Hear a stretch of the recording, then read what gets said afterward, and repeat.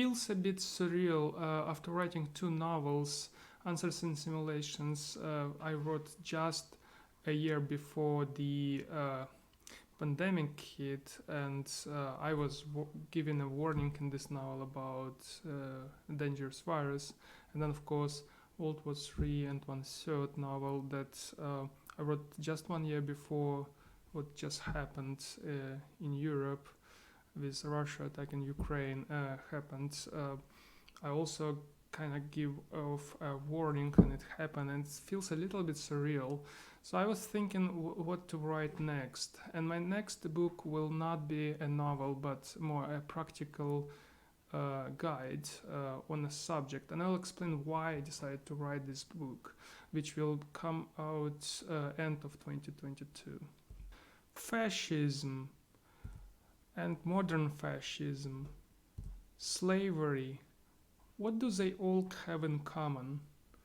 They have in common two things: the mortal sin of pride and a desire to control others.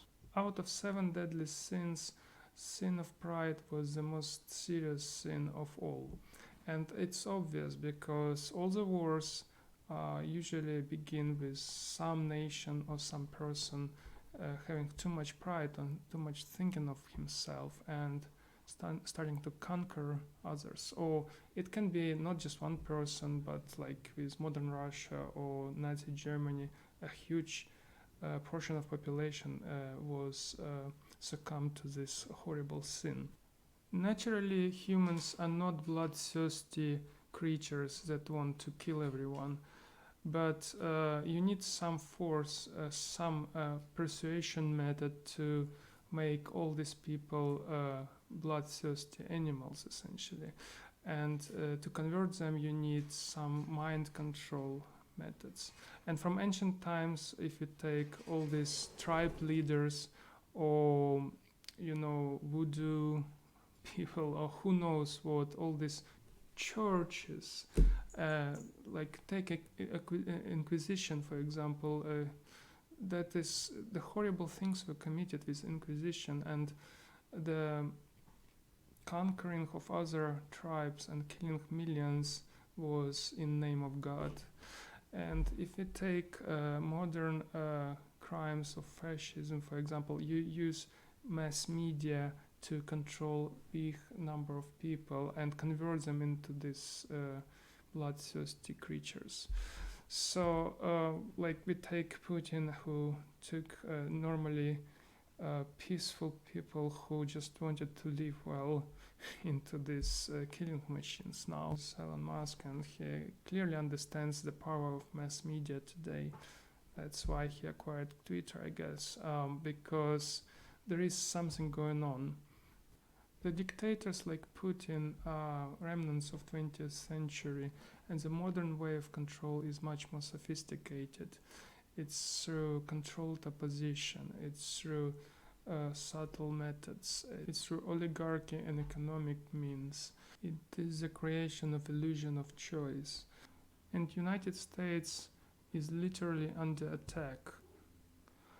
It is an attack on family values, it's an attack on freedom of speech, it's an attack on market economy through gig economy and universal basic income. All the media is really, if we track down, because of rise of index funds and ETFs, and I will explain later what ETF is. Now we have this passive investing everywhere, and large companies like Vanguard or BlackRock, they literally control boards of at least 10 to 20% of all S&P 500 companies. And of course, if you have such a big chunk of control of boards of all the major companies, you can dictate specific policies. And if you look at the media, it's just ridiculous. And of course, the control can be established through debt. And debt is really a modern slavery equivalent. we hear solutions from the left, and the left solutions are not really the solutions. They only gonna worsen the control of free people, and all the socialist countries, we know what happens. We always have a dictator who has even more control over the people. When people lose control, horrible things start to happen. For example, the case I read recently about the guy who was giving his car to oil change, and the employee in oil change business in Michigan messed up essentially and accidentally with this car killed another employee in this oil change business, and the family of perished employee couldn't sue the company, so they sued the guy who gave the car for oil change. This is small, and very few media covered this because everybody is looking at abortion issue, which of course is an important issue, but to me it's one of those issues that never will find the solution, so you can kind of toss it around back and forth forever, distracting from what happens with control issues in the society. And it's very sad to see things like that. And of course, if you look at medical system, it's also sad situation. We cannot get a quote when we go for something medical emergency or whatever, and we just get bills later, and they can be arbitrarily big, or you can get out of network provider billing you suddenly out and unexpectedly. So we are not protected at all from all these things, and it only gets worse if you dig into it. That's one of the reasons why small business is disappearing, because you cannot run small business. The legal risks are too high, and these legal risks were created by the system. And it's subtle and it's slow, it progresses through decades. So you cannot really identify and point finger at one specific problem. So if communism doesn't work, if socialism doesn't work, what is the solution then? The solution is a strong independent family. It is a strong independent small business. The more independent, strong, independently thinking people the society has, the more stable the society is, the more happy the people are.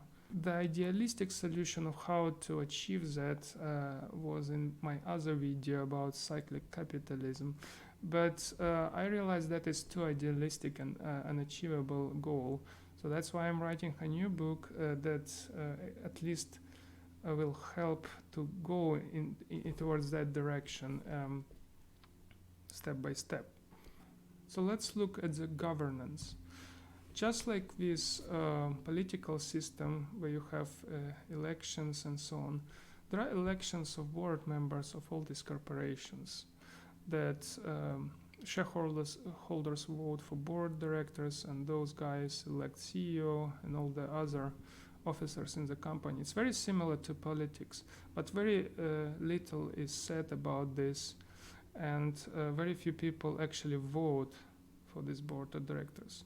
And the reason is because 401ks and all the other funds and everything is promoting to be passively invested, or you delegate it to investing to some guys and so on. And you don't vote, but the voting for board directors in companies is as important, or maybe even more important than voting for your political leaders.